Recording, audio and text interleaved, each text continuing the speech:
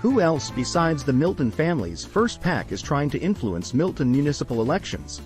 One person who has been influencing Milton elections for years is the writer of the Milton Coalition blog, an Alpharetta resident named Mr. Tim Becker. Mr. Becker's name came up in not just one, but two election ethics complaints with the Georgia Government Transparency and Campaign Finance Commission. In case number 2017-0171, the commission found Mr. Becker not guilty of a statutory ethics violation, but they did acknowledge that Mr. Becker inflated his group's support by falsely claiming to have additional members, and that he was dangerously close to advocacy that would subject him to regulation by the commission.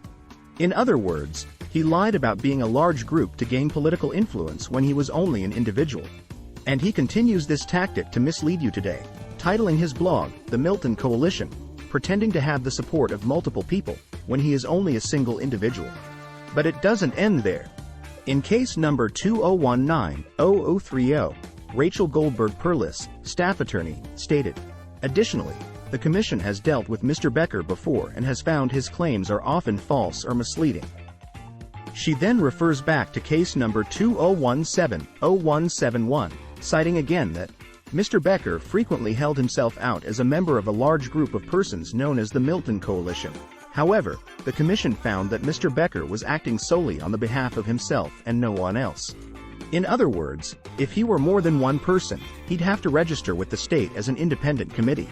Having dealt with Mr. Becker before, the commission went out of their way in this case to proclaim that his claims were false or misleading. Also, Mr. Tim Becker is not a Milton resident.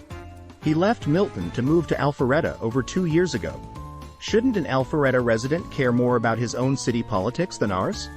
Milton residents should be wary of outsiders trying to influence our elections, especially those with a history of false and misleading statements. There is more to this story, however. Stay tuned for the next video, which will reveal who appears to be working with Mr. Becker to influence Milton voters. Disclaimer: you can do a Freedom of Information Act open records request on these case numbers with the Georgia Government Transparency and Campaign Finance Commission to see these records for yourself. This video was created by an individual for public information and is non-reportable per the First Amendment and Georgia law.